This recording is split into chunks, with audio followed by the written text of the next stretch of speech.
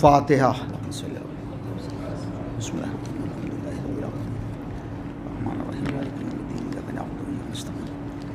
اهدنا الصراط المستقيم صراط الذين أنعمت عليهم غير المغضوب عليهم.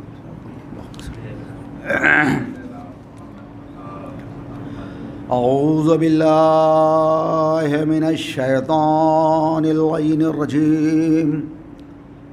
بسم الله الرحمن الرحيم.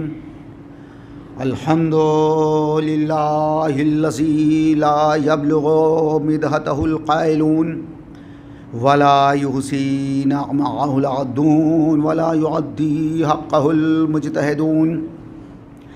الذي ليس لصفته حد محدود ولا نقد موجود ولا وقت معدود ولا أجل ممدود ولا يفره المنع والجمود ولا يبديه العطاء والجود وهو المنان بفوائد النعم وأوائد المزيد والقسم وهو الذي موجود لا عدم ولا يدركه بعض الهمم.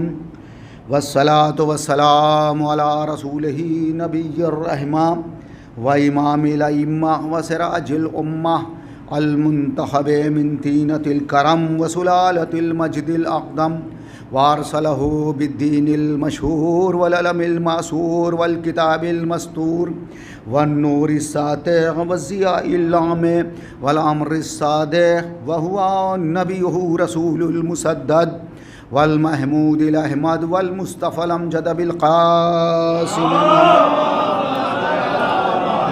وآله الطيبين الطاهرين المعصومين المظلومين ولعنة الله على أعدائهم أجمعين من يومنا هذا إلى يوم الدين. أما بعد فقد قال الله سبحانه تبارك وتعالى في كتابه المبين وهو أصدق الصادقين وقوله الحق. بسم الله الرحمن الرحيم. وإذ ابتلى إبراهيم ربه بكلمات فأتمهن قال إني جاعلك للناس إماما. صلوات آوازہ سے گزارش ہے کہ ایک بار سورہ حمد اور 3 بار سورہ توحید کی تلاوت فرما کر جناب محمد باقر خان صاحب مرحوم اور نور جہاں بیگم مرحومہ، امتیاز حسین صاحب مرحوم، شمیمہ خاتون مرحومہ، رئیس امتیاز صاحب اور تقی حسن صاحب مرحوم کی روح کو اِیصال ثواب کر دیں. اللہم صلی علی محمد و علی آلہ وسلم. بسم اللہ الرحمن الرحیم. الحمد للہ رب العالمین ایاک نعبد و ایاک نستعین اہدنا الصراط المستقیم غیر المغضوب علیہم ولا الضالین. بسم اللہ الرحمن الرحیم.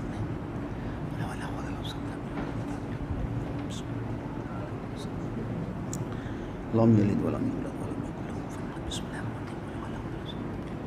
ولم يكن له اللهم صل اللهم صل.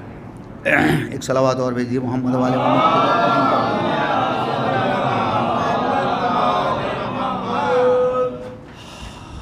جس آیہ کریمہ کو میں نے سرلمہ بیان قرار دیا ہے اس وقت کی گفتگو کے لیے، اس کے ترجمے سے بھی آپ ذرا واقف ہیں. شان امامت کو یہ آیہ کریمہ واضح کر رہی ہے. ارشاد ہو رہا ہے کہ اور ابراہیم کے رب نے اس کا چند باتوں کے ذریعے سے امتحان لیا تو اس نے اسے پورا کر دکھایا. ارشاد ہوا کہ ہم تمہیں انسانوں کا امام بناتے ہیں. خالق نے ابراہیم کا امتحان لیا. بات یہاں سے شروع ہوتی ہے کہ پروردگار عالم نے ابراہیم کا چند باتوں کے ذریعے سے امتحان لیا. دیکھیے امتحان ہر انسان کا ہوتا ہے اور خالق نے انسان کی خلقت کا ایک مقصد یہ بھی بتایا ہے کہ ہم نے انسان کو اس لیے خلق کیا ہے تاکہ ہم اسے آزمائیں. سورہ دہر کی دوسری آیہ کریمہ میں ارشاد ہوتا ہے کہ انا خلقنا الانسان من نطفۃ امشاج. ہم نے انسان کو آب مخلوط سے خلق کیا ہے. نبتلی ہے تاکہ ہم اسے آزمائیں. یعنی تمام انسان کی خلقت کا، تمام انسانوں کی خلقت کا ایک مقصد یہ بھی بتایا گیا ہے کہ ہم آزمائیں، آزمائش اور امتحان کی. کسی اور مخلوق کے لیے یہ اعلان نہیں ہوا کہ ہم نے اس کو بھی آزمائش کے لیے پیدا کیا ہے یا اس کو آزمائش کے لیے پیدا کیا ہے. یہ خصوصیت صرف انسان کے لیے ہے کہ خالق نے کہا ہم نے اس انسان کو آزمائش اور امتحان کے لیے پیدا کیا. اس کی وجہ یہ ہے کہ کسی اور مخلوق کو محل آزمائش میں لایا ہی نہیں جا سکتا ہے. کسی اور مخلوق کا امتحان ہو ہی نہیں سکتا، اس لیے کہ اس کائنات میں جتنی مخلوق ہے وہ ایک رخی مخلوق ہے. یا رخ پستی کی طرف ہے یا رخ بلندی کی طرف ہے. انسان کے ایک طرف حیوان ہے جن کا رخ پستی کی طرف ہے، جن میں بلند ہونے کی صلاحیت نہیں ہے، اور انسان کے ایک دوسری طرف فرشتے ہیں جن کا رخ بلندی کی طرف ہے، جن میں پستی کی طرف جانے کی صلاحیت نہیں ہے۔ حیوان کا رخ پستی کی طرف ہے، ان میں بلندی کی طرف جانے کی صلاحیت نہیں ہے، اس لیے کہ حیوان نفس رکھتا ہے، عقل نہیں رکھتا۔ حیوان نفس رکھتا ہے، عقل نہیں رکھتا۔ جب عقل ہی نہیں رکھتا ہے تو کیسے سمجھے گا کہ اچھا کیا ہے، برا کیا ہے، صحیح کیا ہے، غلط کیا ہے، جائز کیا ہے، ناجائز کیا ہے، خیر کیا ہے، شر کیا ہے، حق کیا ہے، باطل کیا ہے، وہ نہیں سمجھتا ہے۔ وہ نفس رکھتا ہے، عقل نہیں رکھتا۔ دوسری طرف فرشتے ہیں جو عقل رکھتے ہیں، نفس نہیں رکھتے، اسی لیے وہ بلند مخلوق ہے، ان کی بلندی میں کسی کو شک نہیں ہو سکتا، اس لیے کہ ان کی مدح خود مولا کائنات حضرت علی ابن ابی طالب علیہ السلام، ان کی مدح خود مولا نے کی ہے، خود مولا نے نہج البلاغہ میں کی ہے۔ مولا فرماتے ہیں کہ فرشتوں کی عبادت کا عالم یہ ہے کہ جو رکوع میں ہے وہ رکوع میں ہے، جو قیام میں ہے وہ قیام میں ہے، جو سجدے میں ہے وہ سجدے میں ہے، یعنی جو رکوع میں ہے وہ ہمیشہ سے رکوع میں ہے، جو قیام میں ہے وہ ہمیشہ سے قیام میں ہے، جو سجدے میں ہے وہ ہمیشہ سے سجدے میں۔ مگر ذہن عالی میں یہ بات رہے کہ جو رکوع میں ہے یہ نہیں ہے کہ وہ بلا ارادہ رکوع میں ہو، جو قیام میں ہے یہ نہیں ہے کہ وہ بلا ارادہ قیام میں ہو، جو سجدے میں ہے یہ نہیں ہے کہ وہ بلا ارادہ سجدے میں ہو۔ یعنی فرشتوں کی عبادت بلا ارادہ نہیں ہے۔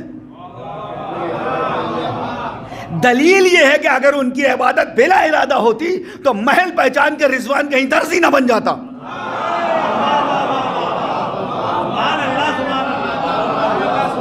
اگر ان کی عبادت بلا ارادہ ہوتی تو رضوان کہیں درزی نہ بن جاتا، جبریل کہیں جھولا جھلانے کے لیے نہ آ جاتا، میکائیل کہیں چکی پیسنے نہ آ جاتا۔ رضوان کا کسی در پر درزی بن کے آ جانا، جبریل کا کہیں جھولا جھلانے کے لیے آ جانا، میکائیل کا کہیں چکی پیسنے آ جانا، اس بات کی دلیل ہے کہ ان کی عبادتیں بلا ارادہ نہیں ہیں۔ اب یہ اور بات ہے کہ ان کا ارادہ ہمیشہ اچھائی کی طرف جاتا ہے، برائی کی طرف نہیں جاتا۔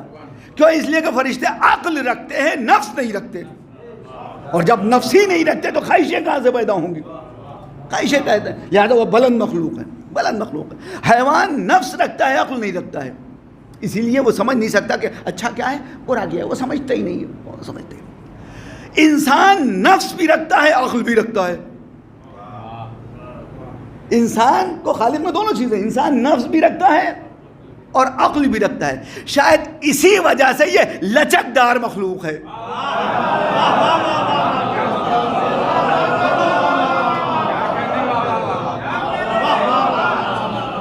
چونکہ یہ نفس بھی رکھتا ہے، عقل بھی رکھتا ہے، اسی لیے یہ لچکدار مخلوق ہے۔ اس میں گھٹنے کی صلاحیت بھی ہے، بڑھنے کی صلاحیت بھی ہے۔ یہ پستی کی طرف بھی جاتا ہے، یہ بلندی کی طرف بھی جاتا ہے۔ اس سے اطاعت بھی ہوتی ہے، اس سے معصیت بھی ہوتی ہے۔ دیکھیں یہ کب پستی کی طرف جاتا ہے، کب بلندی کی طرف جاتا ہے؟ جب نفس ڈومیننٹ ہوتا ہے عقل کے اوپر، تب انسان پستی کی طرف جاتا ہے۔ جب نفس ڈومیننٹ ہوتا ہے عقل کے اوپر، تب انسان پستی کی طرف جاتا ہے، اور جب پستی کی طرف جاتا ہے تو پھر اتنا پست ہوتا ہے، اتنا پست ہوتا ہے، اتنا پست ہوتا ہے کہ ایک منزل وہ آتی ہے کہ یہ حیوان سے بدتر ہو جاتا ہے، اور قرآن کو کہنا پڑتا ہے اولئک کالانعام بل ہم اضل، ان کی مثال تو چوپایوں جیسی ہے بلکہ اس سے بھی بدتر۔ قرآن بلا وجہ لفظ صرف نہیں کرتا، یہ کہہ کے خاموش نہیں ہوا کہ ان کی مثال چوپایوں جیسی ہے، بات کو آگے بڑھایا کہ بلکہ اس سے بھی بدتر۔ اس کا معنی یہ انسان کسی اعتبار سے حیوان ہوتا ہے اور کسی اعتبار سے یہ حیوان سے بدتر ہو جاتا ہے۔ میں ایک آدھ مثال آپ کی خدمت عرض کروں، ایک آدھ صفت حیوان کی، اور اسی سے نتیجہ سامنے آ جائے گا۔ حیوان کی ایک صفت تو یہ ہے، اور ظاہر سی بات ہے کہ وضاحت کی ضرورت نہیں ہوتی، آپ تو ماشاءاللہ نقطہ رس اور نقطہ سمجھے۔ حیوان کی ایک صفت یہ ہے کہ میں نے دیکھا ہے کہ ٹہلتا رہتا ہے، چلتا رہتا ہے، کبھی ادھر جا رہا ہے کبھی ادھر جا رہا ہے۔ جب تھک جاتا ہے اور بیٹھنا چاہتا ہے تو یہ نہیں دیکھتا کہ ہمیں کہاں بیٹھنا چاہیے کہاں نہیں بیٹھنا چاہیے،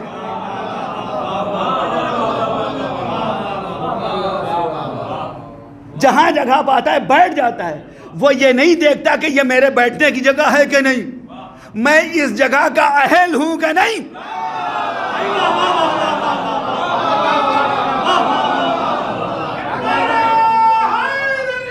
یا علی یا علی یا علی اللہم صلی اللہ. جہاں پاتا ہے بیٹھ جاتا ہے. ایک صفت تو حیوان کی ہوئی. تو اب اگر یہ صفت کسی انسان میں پائی جائے، کیا وہ یہ نہ دیکھے کہ میں اس جگہ کا اہل ہوں یا نہیں؟ بغیر یہ دیکھے بیٹھ جائے یا بٹھا دیا جائے تو وہ سوچنا چاہیے نہیں، میں یہاں کا اہل نہیں ہوں، میرے لیے یہ جگہ مناسب نہیں ہے. ہونا چاہیے. تو یہ حیوان کی صفت اگر انسان میں پائی جائے تو وہ بیچارہ ہے اس لیے کہ عقل نہیں رکھتا. انسان کو تو عقل خالق نہیں دے. ایک تو صفت یہ. دوسری صفت یہ کہ جب حیوان کو بھوک لگتی ہے تو اس کے کھانے سے متعلق جو شے سامنے آتی ہے کھا کے اپنا پیٹ بھر لیتا ہے. یہ کبھی یہ نہیں دیکھا کرتا ہے کہ یہ مال کس کا اپنا ہے یا پرایا ہے.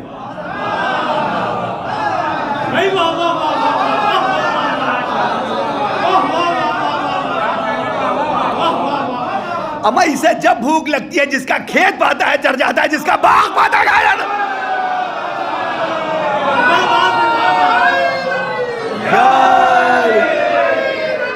یا یا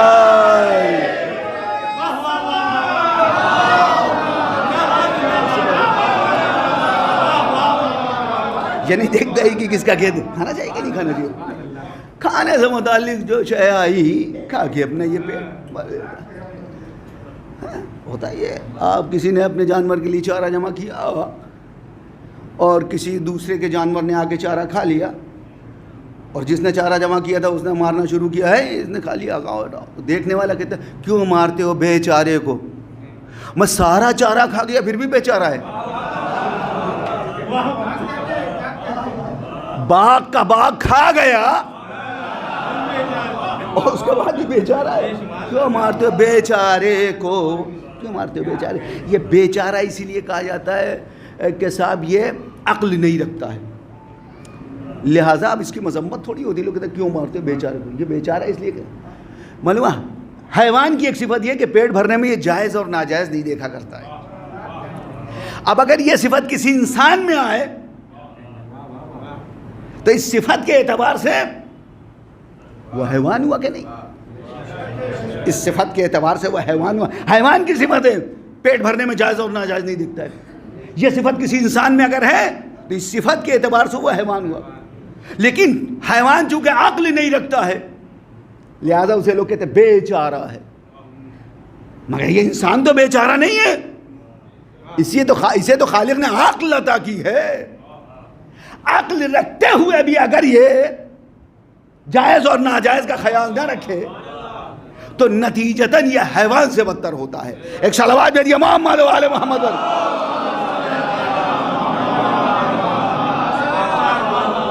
یہ حیوان تو جب پستی کی طرف جاتا ہے تو پھر اتنا پست ہوتا ہے کہ حیوان سے اولئک کالانعام بل ہم اضل. ان کی مثال چوپائے جیسی بلکہ اس سے بھی بدتر ہے. قرآن نے کہا ہے. تو جب کب ہوتا ہے؟ جب نفس ڈومیننٹ ہوتا ہے عقل کے اوپر، تب یہ انسان پستی کی طرف چلا جاتا ہے. لیکن جب عقل غالب آتی ہے نفس کے اوپر تب انسان بلندی کی طرف جاتا ہے. اور جب بلندی کی طرف جاتا ہے تو پھر اتنا بلند ہوتا ہے کہ ایک منزل وہ آتی ہے کہ معصوم ملک بھی لرس کے پیچھے اڑ جاتا ہے. اور انسان کامل کہتا ہے کہ جبریل آؤ، تو جبریل کہتے ہیں میں بال برابر بھی آگے نہیں بڑھ سکتا، میں بڑھوں گا تو جل جاؤں گا.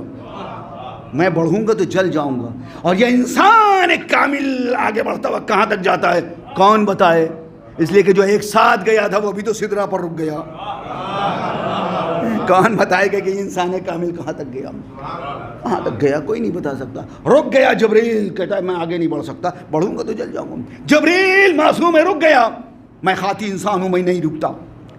میرا دل چاہتا ہاتھ جوڑ کے سرکار کی خدمت میں عرض کروں، سرکار اتنی دور سے آپ کے ساتھ آیا ہے، آپ صاحب خلق عظیم ہیں. اخلاق کا تقاضا تو یہ ہے کہ اپنے ساتھ لے جائیے,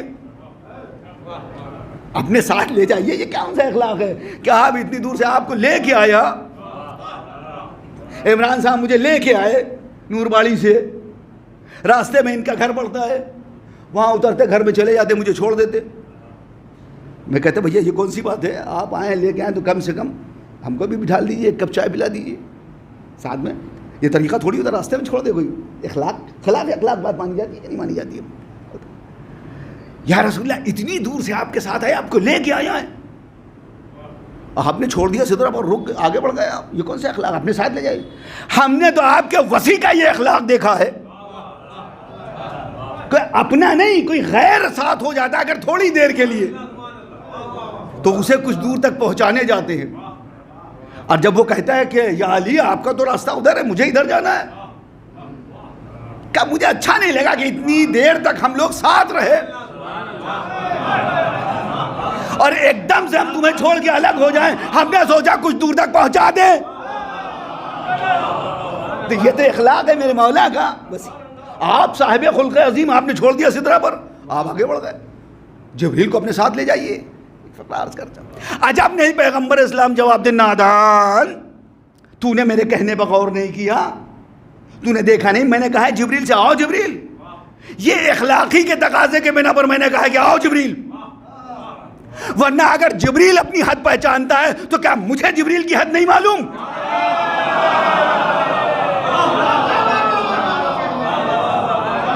مجھے بھی جبریل کی حد معلوم ہے. یاد رکھ یہ ملک ہے, بشر نہیں ہے جو اپنی حد سے بڑھ جائے. جو اپنی حد پہچانتا نہیں بڑھے گا. رک گیا, اس کی منزل تمام ہو گئی. میں کہوں گا سرکار یقیناً یہ ملک ہے, اپنی حد پہچانتا ہے, آگے نہیں بڑھے گا. لیکن حضور خود سے بڑھے گا تو جل جائے گا, اپنی حد سے بڑھ جائے گا تو جل جائے گا. لیکن آپ ساتھ ہیں سرکار, آپ کہیے میں کہہ رہا ہوں جبریل اگر تم خود سے بڑھو گے تو جل جاؤ گے. میں کہہ رہا ہوں میرے کہنے سے تم میرے ساتھ آؤ, جب تم میرے پاس رہو گے تو کیسے جلو گے؟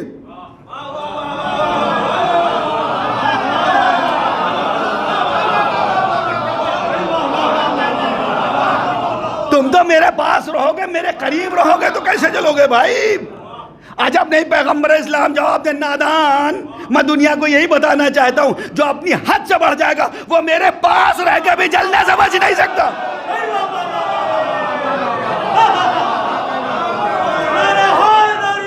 یا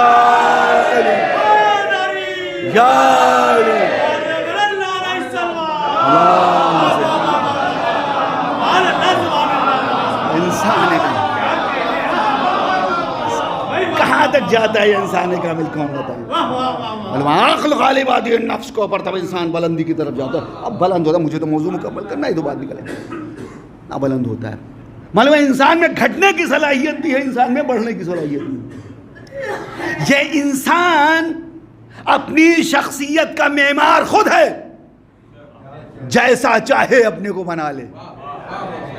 یہ اپنے کو حیوان سے بدتر بھی بنا سکتا ہے, فرشتوں سے بہتر بھی بنا سکتا ہے. اپنی شخصیت کا معمار خود ہے, جیسا چاہے اپنے کو بنا لے. حیوان سے بدتر بھی بنا سکتا ہے, فرشتوں سے بہتر بھی بنا سکتا ہے, بہتر بھی بنا سکتے ہیں جیسا چاہے. خود اپنی شخصیت کا معمار ہے. بچے بھی بیٹھتے, میسج بھی ہوگا. ایک صورت تو یہ اللہ نے ہماری بنائی ہے جس میں ہمارا کوئی اختیار نہیں ہے. ہمارا کوئی اختیار نہیں ہے بھائی, ہمارا کوئی اختیار نہیں ہے. ہم کچھ کر ہی نہیں سکتے.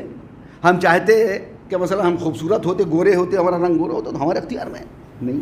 اللہ نے جیسا بنا دیا ویسا بنا دیا. کوئی صاحب چاہتے کہ ہمارا قد ذرا کم ہے, زیادہ ہو, زیادہ ہوتا تو بہتر, تو قد بڑھا سکتا ہے کوئی خود سے نہیں. کسی کا قد ذرا کچھ زیادہ ہو گیا, کہیں زیادہ کچھ لمبائی ہو گئی, کچھ کم ہو جاتی تو زیادہ بہتر تھا. کر سکتا ہے؟ نہیں کر سکتا, کر ہی نہیں سکتا, اپنا قد بڑھا ہی نہیں سکتا.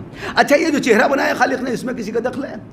کہ صاحب یہ ناک یہاں پہ اچھی نہیں لگتی ہے, یہ پیشانی پہ ہوتی تو ذرا زیادہ اچھی لگتی. اس میں آپ کو کوئی کمی لگتی ہے؟ نہیں کمی. آنکھیں صاحب یہاں نہ ہوتی, مطلب پیچھے ہوتی مثلا. کان چھوٹے ہیں, ذرا بڑے ہوتے ہوتا. پیر مثلا کچھ چھوٹے ہوتے, ہاتھ لمبے ہوتے اس لیے کہ اس دنیا میں قدر اسی کی ہے جس کے ہاتھ لمبے ہوتے ہیں.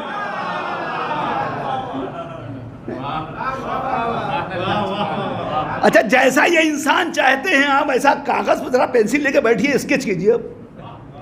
مثلا ناک پیشانی پہ ہو, آنکھیں ادھر ہوں, ہاتھ لمبے ہوں, پیر چھوٹے ہوں, ایسا بنائیے. انسان نہیں بنے گا انشاءاللہ, اسٹیچو بنے گا. کارٹون بنے گا نہیں بنے گا, کارٹون بنے, انسان نہیں بنے گا, کارٹون بنے گا. کارٹون نہیں. خالق نے جو چیز جہاں پر رکھ دی ہے وہ اس کو ٹس سے مس نہیں کیا جا سکتا, ہلایا نہیں سکتا. جو چیز جہاں پر رکھ دی ہے پروردگار عالم نے, چہرہ جیسا بنا دیا. یہ ایک چہرہ خالق نے ہمارا بنایا ہے. ایک یہ شکل و صورت خالق نے ہماری بنائی ہے, اللہ نے بنائی ہے. ہم اس میں کچھ نہیں کر سکتے, کچھ کر ہی نہیں سکتے, کوئی ترمیم نہیں کر سکتے, ہم خود کچھ نہیں کر سکتے. یہ ہمیں ایک صورت ہم خود اپنی بناتے ہیں. ظاہری صورت اللہ نے ہماری بنائی ہے جو ہم ایک دوسرے کی دیکھتے ہیں, جس کو دیکھ کے ہم پہچانتے ہیں. ملتی ہے سب کی صورتیں؟ نہیں ملتی. مل جائیں تو پہچانے کیسے بھائی؟ نہیں ملتی ہے, نہیں ملتی ہے.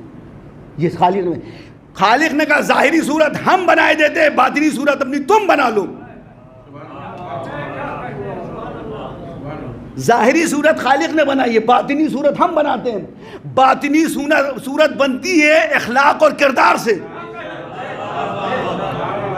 جو ہم اپنی باطنی صورت بنائیں گے وہ ہمارے اخلاق سے بنے گی, ہمارے کردار سے بنے گی.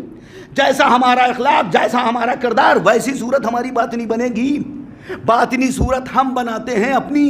اگر ہم نے اپنے اندر انسانوں کی صفتیں ڈیولپ کی ہیں تو ہماری باطنی صورت بھی انسانوں جیسی بنے گی. اور اگر ہم نے اپنے اندر حیوانی صفتیں پیدا کر لی ہیں تو جس حیوان کی صفت ہم نے اپنے اندر پیدا کی ہے باطنی صورت اسی حیوان جیسی بنے گی. اللہ کا یہ بھی ایک کرم ہے کہ ہم باطنی صورت ایک دوسرے کی نہیں دیکھ پاتے. ستار العیوب ہے خالق, عیوب کی پردہ پوشی کرتا ہے. غضب ہو جاتا اگر ہماری باطنی صورت ہم ایک دوسرے کی دیکھ لیتے. یہ جو ہم عزت مآب بنے ہوئے ہیں,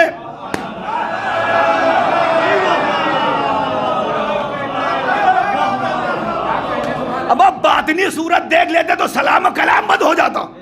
سلامات بر محمد و آل محمد.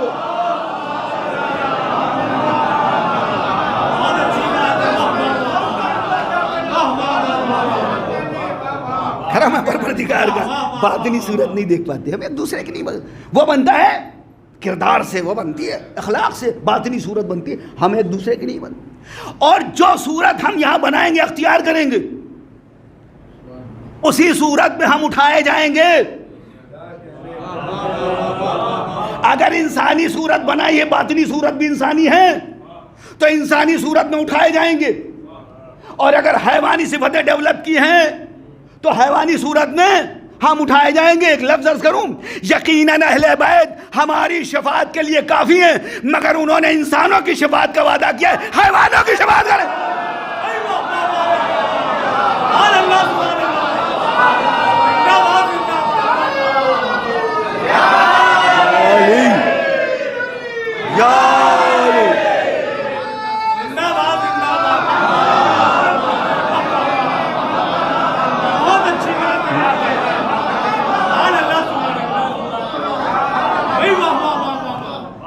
ہمیں اختیار ہے, ہم جیسا چاہے بنا لیں. یہی تو خالق کو دیکھنا ہے. ہم نے انسان بنایا, تم انسان رہتے ہو. تو ہر انسان آزمائش کی منزلوں سے گزر رہا ہے. بات کو مکمل کرنا ہے وقت کے اندر, اور زیادہ وقت بھی نہیں لینا ہے. یہ تھوڑی کہ پہلی بار یہاں مجلس پڑھ رہا ہوں تو میں 1.5-2 گھنٹے پڑھ دوں. 40-45 منٹ کا میرا ٹائم ہے پڑھنے کا, جو ہے کبھی 2-4 منٹ آگے پیچھے ہو گئے تو وہ بات الگ ہے. تو آزمائش کے لیے تمام انسانوں کو خلق کیا ہے. ہم آزمائش اور امتحان, خالق نے ہم کو پیدا کیا آزمائش امتحان کی منزلوں سے. تمام انسان جیسا انسان ہوتا ہے اس کا ویسا امتحان ہوتا ہے. ہر ایک کا امتحان ایک جیسا نہیں ہوتا ہے. ہر ایک کو حکم تھوڑی ہو جائے گا کہ تم اپنے بیٹے کو اپنے ہاتھ سے ذبح کرو. کوئی مانے گا؟ اگر خالق حکم دے دیتا کہ اپنے ہاتھ سے اپنے بیٹے کو ذبح کرو تو کتنے لوگ مانتے؟ 2 رکعت نماز تو پڑھنا مشکل ہو جاتی ہے. اس میں کیا جاتا ہے بھائی؟ اقیم الصلاۃ کا ہے، اس نے 2 رکعت صبح کی اٹھ کے پڑھنا تو گرا گزرتی ہے ہوتا، بیٹے کو ذبح کرنے کی بات ہے تو خالق ہر ایک کو تھوڑی حکم دے دیتا کہ اپنے ہاتھ سے اپنے بیٹے کو ذبح کرو، اس کے لیے تو کوئی اس کا خلیل ہو جسے وہ حکم دے اپنے ہاتھ سے اپنے بیٹے کو ذبح کرو، اور حکم اتنا شدید اور سخت کہ بیٹے کو ذبح کرنے کی بات ہے، ذریعہ حکم اتنا خفیف جسے ناقص نفوس خواب کہہ کے ٹال سکتے ہوں۔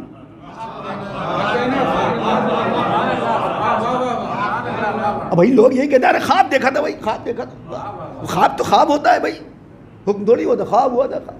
اور شیطان جب آیا ہے پاس میں تو یہی تو کہا تھا ارے بھائی خواب ہی تو دیکھا ہے۔ جناب اسماعیل سے کہا تمہارے باپ نے خواب دیکھا ہے، اور کہتے ہیں حکم پروردگار تمہیں ذبح کہ دور ہو جا مجھے، میں سمجھ گیا تو شیطان ہے۔ تو کیسے پہچانا؟ کہ دیکھ نہیں رہے نبی کے خواب کو جھٹلا رہا ہے۔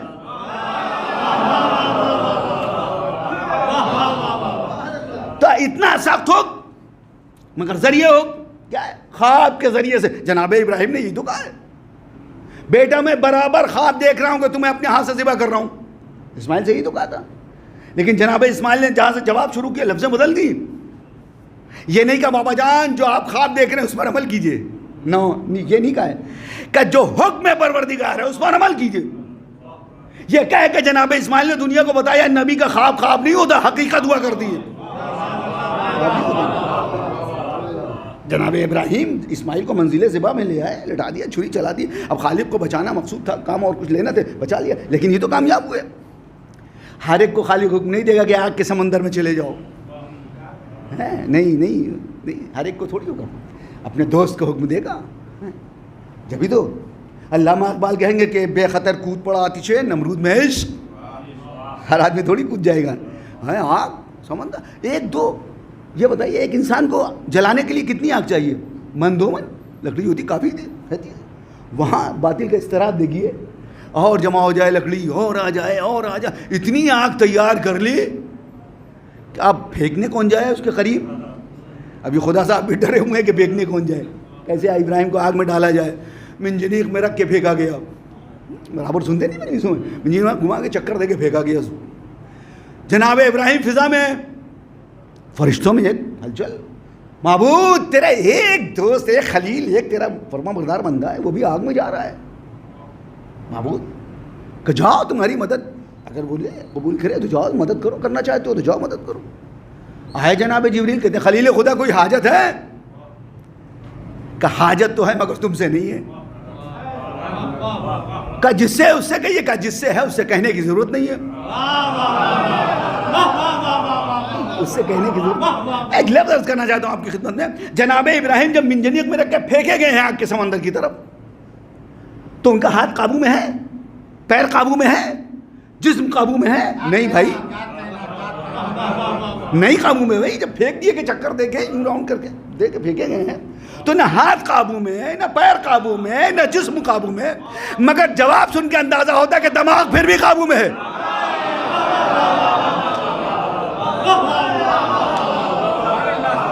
اس کا معنی ہے کہ اگر نبی کا جسم قابو میں نہ بھی ہو تب بھی دماغ قابو میں رہتا ہے، دماغ بہکا نہیں کرتا۔ ایک صلوات بر محمد و آل محمد۔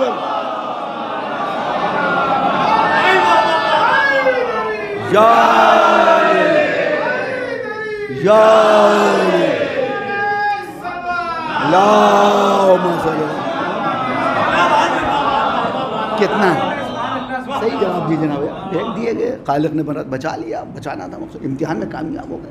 تو ایسے امتحانوں سے گزر جناب ابراہیم 100% کامیاب ہوئے۔ خالق نے خود کہا ہے ابراہیم کا چند باتوں کے ذریعے سے امتحان فاتمہنا، تمام و کمال امتحان کو پورا کر دکھایا، ذرا سی بھی کمی نہیں رہی بھائی، 0.01% کی بھی کمی نہیں رہی، بولا فاتمہنا تھوڑی کہتا، ذرا سی بھی کمی نہیں، جسے ترک اولا کہہ سکتے ہیں آپ۔ نبیوں سے گناہ تو ہوتا نہیں ہے، رسولوں سے گناہ ہوتا نہیں ہے، جو کمی رہ جاتی ہے اسے ترک اولا کہا جاتا ہے۔ ترک اولا بھی ہوا ہوتا تو خالق فاتمہنا نہ کہتا، وہ کہتا تمام و کمال امتحان کو پورا کر دکھایا۔ مجھے عرض کرنے دیجئے اگر ترک اولا بھی ان سے ہوا ہوتا تو کبھی منصب امامت عطا نہ کرتا۔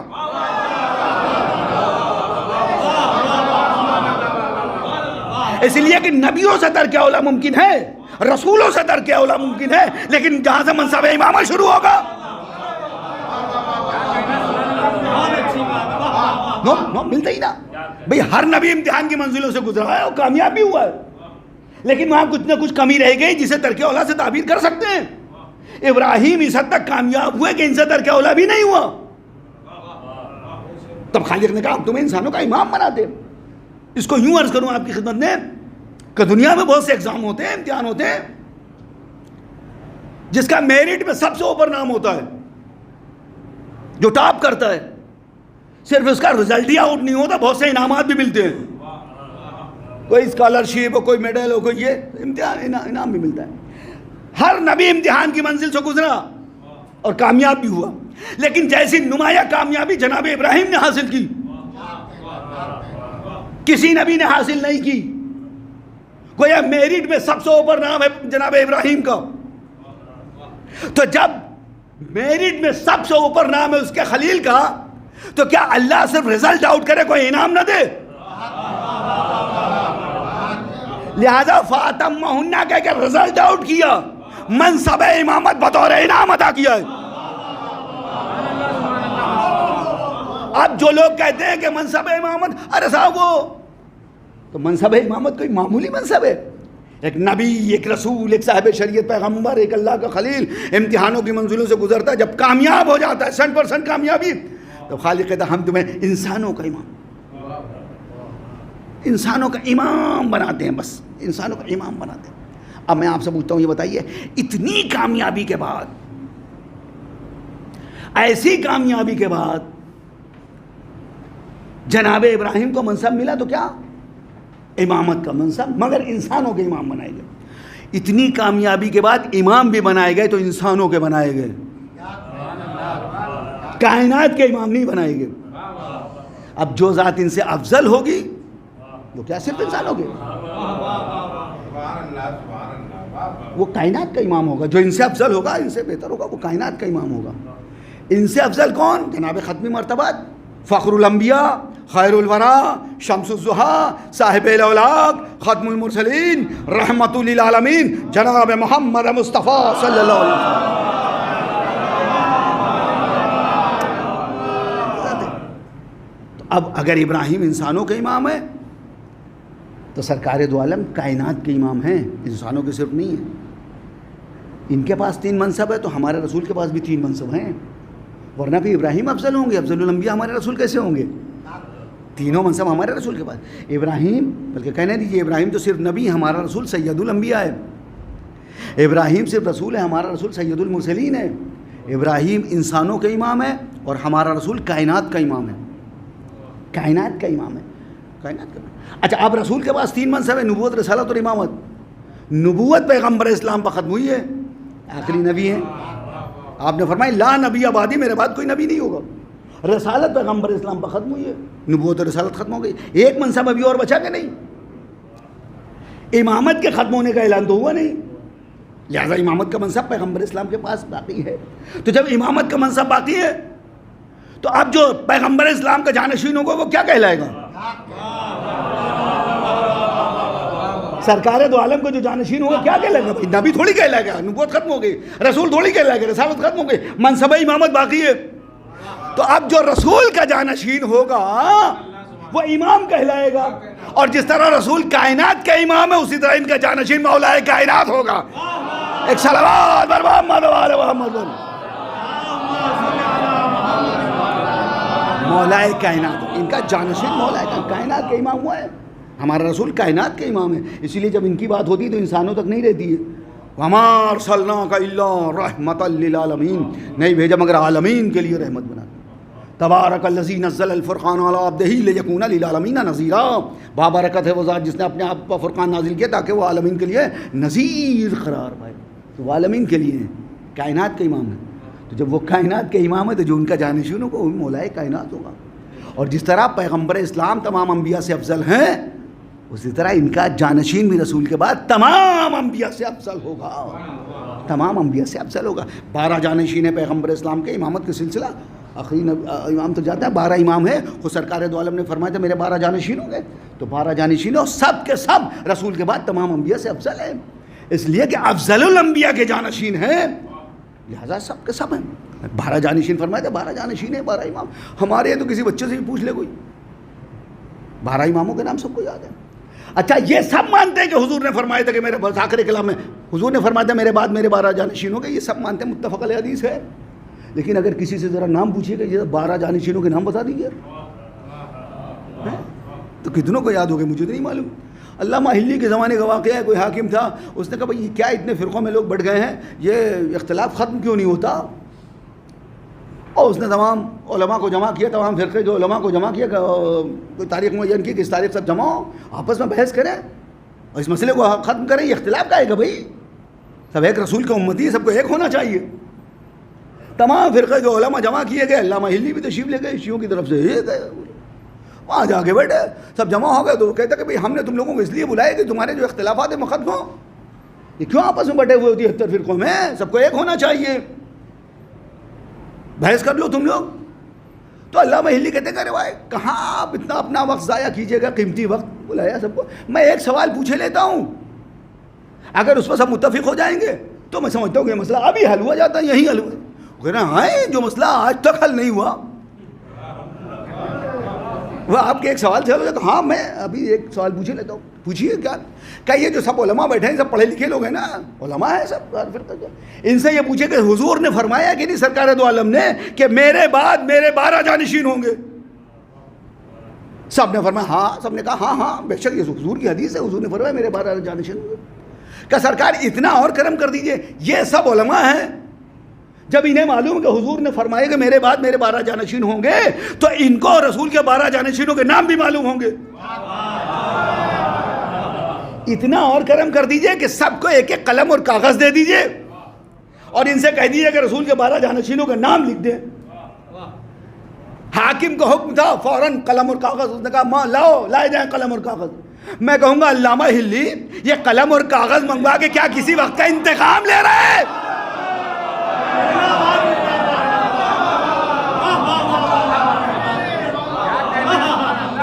تو انتقام لے رہے ہیں آپ. آ گئے قلم اور کاغذ دے دیے گئے سب کو کہ بھئی آپ لوگوں نے اقرار کیا ہے، ابھی اقرار کیا ہے سب کے سامنے کہ حضور نے فرمایا کہ میرے بعد میرے 12 جانشین ہوں گے. آپ سب عالم ہیں، پڑھے لکھے لوگ ہیں، آپ کو رسول کے 12 جانشینوں کے نام بھی معلوم ہوں گے. کہاں ہاں ہمیں معلوم ہے. کہا لکھیے ذرا اس کاغذ پر سب لوگ لکھیے 12 جانشینوں کے نام، رسول اسلام کے 12 جانشینوں لکھ دیجئے. اور جلدی قلم چلے. سب نے 12 نام لکھنے میں کتنی دیر لکھ دی؟ سب نے 12 نام لکھ دیا. کہا لکھ گئے. کہا آپ ایک ایک پرچہ لے گئے، کسی کو کھڑا کر دیا کہ بھئی ایک ایک عالم سے لیتے جاؤ، پڑھتے جاؤ. ایک نے پرچہ لیا ہے، پڑھنا شروع کیا، 12 نام 4 تک تو صحیح چلے، اس کے بعد 5ویں میں 12 نام پڑھ دیے، سنا دیے. یہ 12 کچھ اور. اس کے بعد دوسرے عالم سے لیا، وہ جو نام پڑھے جانے لگے تو یہ 12 کچھ اور تھے. اب جو دوسرا پرچہ پڑھا گیا تو اس میں وہ 12 کچھ اور. تیسرے عالم کا پرچہ لیا گیا، اب اس کے نام جو پڑھے گئے اس میں جو لکھے ہوئے تھے تو وہ 12 کچھ اور تھے 2 پرچوں میں. اس میں کچھ اور فرق نظر آیا. یعنی کسی نے بنی امیہ سے کچھ کم کیا، بنی عباس میں سے تعداد بڑھائی، کسی نے بنی عباس کی تعداد گھٹائی، بنی امیہ کی تعداد، 12 کی تعداد پوری کر دی کسی صورت سے. جب ناموں میں فرق دیکھا حاکم نے کہ یہ کچھ کہہ رہے ہیں، یہ کچھ کہہ رہے ہیں، یہ کچھ کہہ رہے ہیں، یہ کچھ کہہ رہے ہیں، حیرت سے دیکھ کے مجمع کو کہتا ہے کہ ابھی تو آپ لوگ کہتے ہیں کہ کہہ رہے تھے کہ جانشینوں کے نام معلوم ہے. ابھی تو آپ نے کہا کہ 12 جانشین، رسول کے 12 جانشینوں کے نام معلوم ہے. اب تو سب نام آپ کے الگ الگ ہیں. یہ کیا بات ہے؟ یہ سب الگ الگ کیوں بتا رہے ہیں؟ اس کے بعد علامہ حلی سے کہتے ہیں اچھا علامہ حلی جب تشریف لے گئے تھے تو وہاں اکیلے نہیں گئے تھے، کچھ بچوں کو اپنے ساتھ لیتے گئے تھے. وہ کچھ بچوں کو اپنے ساتھ لیتے گئے تھے. جب ان سے کہا اچھا آپ بتائیے رسول کے 12 جانشین، کہا حضور ہم کیا بتائیں، ہم ان بچوں کو اسی لیے لے کے آئے ہیں. ہم ان بچوں کو اسی لیے لے کے، بیٹا کھڑے ہو ذرا 12 امام کے نام بتاؤ. اس نے پہلے سے لے کے شروع کیا، پہلے حضرت علی علیہ السلام، دوسرے امام حسن علیہ السلام، تیسرے امام حسین علیہ السلام، چوتھے علی ابن، اور اس نے 12 کے نام گنا دیا. کہا تم بیٹھ جاؤ. دوسرے بچے سے کہا تم بیٹا کھڑے ہو. اس نے 12 پہلے سے لے کے 12 تک وہی ترتیب، وہی نام، نہ نام بدلے نہ ترتیب بدلی. تیسرے سے کہا تم کھڑو. 3-4 بچوں سے کہا کہ پڑھو. نہ میں نے عرض کیا کہ نہ نام بدلے نہ ترتیب بدلی. جس ترتیب میں پہلے نے بیان کیے تھے اسی ترتیب میں دوسرے نے تیسرے نے سب نے بیان کیا. اب وہ حاکم جو تھا کبھی ان علماء کو دیکھتا ہے اور کبھی ان بچوں کو دیکھتا ہے, سوچتا ہے یہ علماء ہیں ان میں اتحاد نہیں, یہ بچے ہیں ان میں اختلاف نہیں. صلوات بر محمد و آل محمد.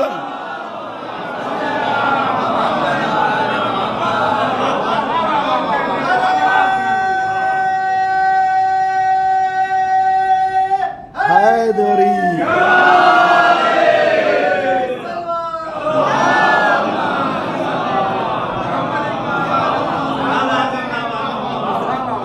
رسول کے 12 جانشین ہیں امام. ہمارے بچوں کے نام بچوں کو سکھائے جاتے ہیں, بچے آغوش مادر میں سیکھ لیتے ہیں. بیٹا اللہ 1 پنجتن 5 امام 12 معصوم 14. اور جتنے سبق ہم پڑھتے ہیں بھول جاتے ہیں, لیکن جو آغوش مادر میں پڑھا دیا جاتا ہے وہ کبھی نہیں بولتے. 12 امام ہیں 12 امام. امامت نبوت کے ڈیفنس لائن کا نام ہے, اور نبوت توحید کی ڈیفنس لائن کا نام ہے. امام رسول نے فرمایا 12 جانشین 12 ہے. جو پہلا تھا اس کا بڑے اہتمام سے اعلان ہوا تھا, من کنت مولاہ فہذا علی. رسول نے فرمایا 12. اچھا آپ دیکھیں, بس یہ سمجھا تک جانا 12 جانشین رسول اسلام نے فرمایا. یہ جتنے 12 رسول کے جو 12 جانشین ہیں, آپ ان میں سے جس کو دیکھیں گے جو شان پہلے کی ہے وہی شان دوسرے کی ہے, وہی تیسرے کی ہے, وہی چوتھے کی ہے, وہی سب کی شان ہے. سب جو صفات پیغمبر اسلام میں وہ سارے صفات ان میں نظر آئیں گے آپ کو. سوائے مرتبہ ختم نبوت کے سارے صفات آپ کو جانشینان پیغمبر اسلام میں ملیں گے. اور مجھے کہنے دیے اگر وہ سارے صفات نہ ہوں ان میں تو انہیں رسول کا جانشین ہونے کا حق نہیں ہے. وہ سارے صفات ان میں موجود ہیں جو رسول میں تھے, سارے صفات موجود ہیں. اما کئی ناموں کا فرق ہوتا ہے, یہاں تو برائے نام بھی فرق نہیں ہے. اول بھی محمد, اوسط بھی محمد, آخر بھی محمد, کل کے کل محمد. صلوات بر محمد و آل محمد.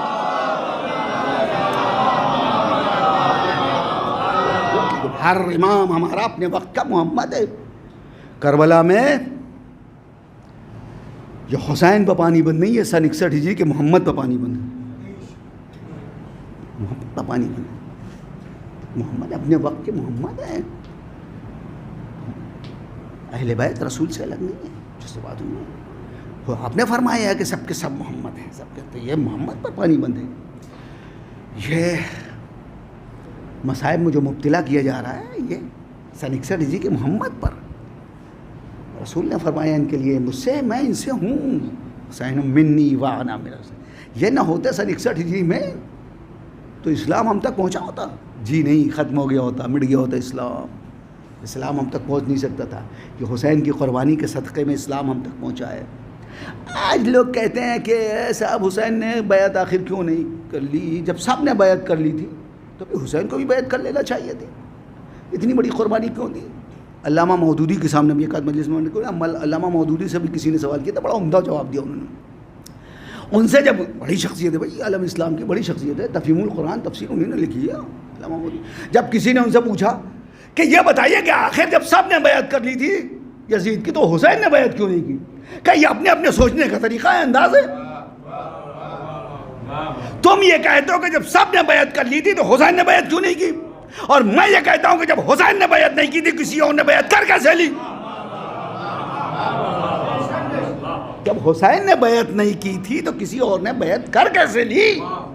اس کو سوچنا چاہیے تھا کہ جب حسین نے بیعت نہیں کی, فرزند رسول نے بیعت نہیں کی, ذمہ دار اسلام نے بیعت نہیں کی ہے, تو ہم بیعت کیسے کر لیں؟ نہیں کرنا چاہیے تھا. بیعت کیسے کر لیں؟ حسین بیعت کر لیتے تو اسلام مٹ جاتا.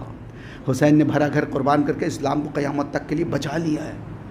اور اب یاد رکھیے, میں عرض کیا کرتا ہوں اس منزل پر کہ اسلام کو کوئی خطرہ نہیں ہے. دین پناست حسین, حسین دین کے پناہ ہے, حسین کی پناہ میں دین ہے, دین کو کوئی خطرہ نہیں. قیامت تک کے لیے حسین نے بچا لیا اسلام کو. کہنے والا کہتا رہا ہے جس نے کہا ہے کہ قتل حسین اصل میں مر گئے یزید ہے, اسلام زندہ ہوتا ہے ہر کربلا کے بعد. کربلا کے بعد اب کسی کربلا کی ضرورت نہیں ہے. اسلام قیامت تک کے لیے محفوظ ہو گیا, حسین نے بچا لیا ہے. اور اسلام کو, مسلمان کو خطرہ ہو سکتا ہے, اسلام کو کوئی خطرہ نہیں ہے. اسلام کو کوئی خطرہ نہیں ہے، قیامت تک کے لیے محفوظ ہوگی. اتنی بڑی قربانی دے کے بچایا. جبھی تو اس شعر کے جواب میں جوش ملیح آبادی نے جوش میں آگے گائے کہ تجدید کربلا کی تجھے فکر ہو تو ہو، اسلام کو تو فکر نہیں کربلا کے بعد. وہ اسلام تو مطمئن ہے، اس لیے کہ حسین نے بھرا گھر دے کے اسلام بچا لیا ہے قیامت تک کے لیے. میں سب کچھ تو قربان کر دیا حسین نے. نبیوں نے، رسولوں نے راہ خدا میں قربانی دی ہے، مگر ان کی قربانیوں کو دیکھ کے کہا جا سکتا ہے کہ کیا قربان کیا ہے. لیکن جب حسین کی قربانیوں کو دیکھیں گے تو یہ سوچنا پڑے گا، دیکھنا پڑے گا کیا نہیں قربان کیا حسین نے. بھرا گھر لٹا دیا حسین نے، ایک دوپہر میں بھرا گھر لٹا دیا. 3 دن کی بھوک اور پیاس میں 72 لاشیں اٹھائے حسین نے. لاشوں پر لاشیں، لاشوں پر لاشیں حسین اٹھا. اللہ اکبر. ذرا سوچئے، ذاکر پڑھ دیتا اور آپ سن لیتے ہیں. ایک دوپہر میں 3 دن کی بھوک اور پیاس میں 72 لاشیں اٹھانا کتنی بڑی بات ہے. 72 لاشیں اٹھائے فرزند رسول اللہ. اللہ اکبر. 3 دن کی بھوک اور پیاس، لاشوں پر لاشیں اٹھا رہے ہیں. اور 3 دن کی بھوک اور پیاس ہم بیان کرتے ہیں. 10 محرم کو چوتھا دن تھا بھائی. 7 محرم سے پانی بند تھا، 10 محرم کو تو چوتھا دن ہو گیا تھا. اور کیا صرف پیاسے تھے؟ پیاس میں اضافے کے جو اسباب ہوتے ہیں وہ بھی تو سب موجود تھے. جب آدمی تقریر کرتا ہے تو اس کی پیاس کی شدت میں اضافہ ہوتا ہے. ہوتا ہے کہ نہیں؟ جب آدمی محنت کا کام کرتا ہے تب اس کی پیاس کی شدت میں اضافہ ہوتا ہے. جب دل کو صدمہ پہنچتا ہے تب انسان کی پیاس بڑھتی ہے، بڑھتی ہے. جسم پر اگر زخم آ جائے تو زخمی انسان بھی بار بار پانی مانگتا ہے، اس کی پیاس بھڑکتی ہے. یہ سارے اسباب بھی تو کربلا میں موجود تھے. ہائے میرا آقا کتنا پیاسا تھا، اندازہ نہیں لگایا جا سکتا ہے. مولا حسین بار بار تقریر کر رہے تھے مجمع کے سامنے، ظالموں کے سامنے جا کے کہتے تھے تم مجھے کیوں قتل کر رہے ہو؟ میری خطا کیا ہے؟ کہ میں نے حلال محمد کو حرام اور حرام محمد کو حلال کرا دیا. کیوں قتل کرنا چاہتے ہو؟ کیوں؟ بار بار تقریر کر رہے ہیں مولا جا کے، معلوم پیاس کی شدت میں اضافہ ہو رہا ہے. جب کوئی جانثار آواز دیتا ہے آقا میری مدد کو آئیے، تو مولا ہر جانثار کے سرہانے پہنچتے. اور کیا یوں ہی پہنچ جاتے ہیں؟ دشمن پر حملہ کرتے ہیں، دشمن کو اتنی دور تک بھگاتے ہیں کہ اطمینان سے اس کے سرہانے بیٹھ کر وصیتیں سن سکیں. اور جب وہ دم توڑ دیتا ہے تب اس کی لاش لے کے خیمے تک آتا ہے. کتنی محنت کر رہے ہیں آقا، پیاس میں اضافہ ہو رہا ہے. اور جب کوئی جانثار دم توڑ دیتا ہے تو دل کو صدمہ پہنچتا ہے کہ نہیں؟ اب اندازہ لگائے پیاس میں اضافہ ہو رہا ہے کہ نہیں؟ پیاس میں اضافہ. اور میرا آقا زخمی کتنا تھا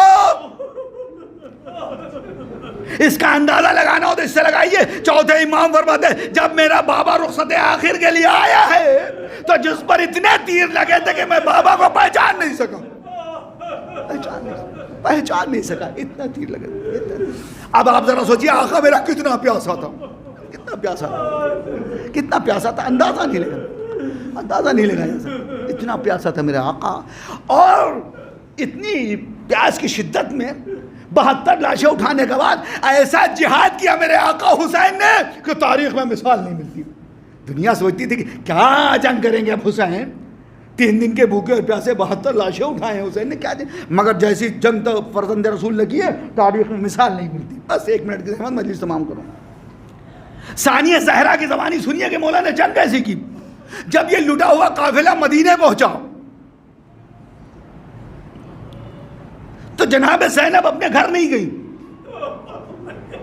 اپنے گھر نہیں گئی. روز چوتھے امام کے پاس آگے جناب عبداللہ بیٹھتے تھے، باتیں کرتے تھے، چلے جاتے تھے. کچھ دن کے بعد جناب عبداللہ کہتے ہیں کہ اے زین العابدین اپنی پھوپھی سے کہیے کہ وہ گھر بھی تو انہی کا ہے، اپنے گھر تشریف لے چلے. کچھ اس انداز سے جناب عبداللہ نے کہا کہ چوتھے امام نے آگے پھوپھی سے کہا پھوپھی اماں عبداللہ یہ چاہتے ہیں کہ گھر تشریف لے جائیے. کہا بیٹا تم کہہ رہے ہو تو میں جا رہی ہوں اپنے گھر، میں جا رہی ہوں اپنے گھر. جناب زینب اپنے گھر آئیں اور آتے ہی جناب عبداللہ سے کہتی ہیں اے عبداللہ کیوں بلایا ہے ہمیں؟ کیا آپ کو اون محمد کے بارے میں کچھ جاننا ہے؟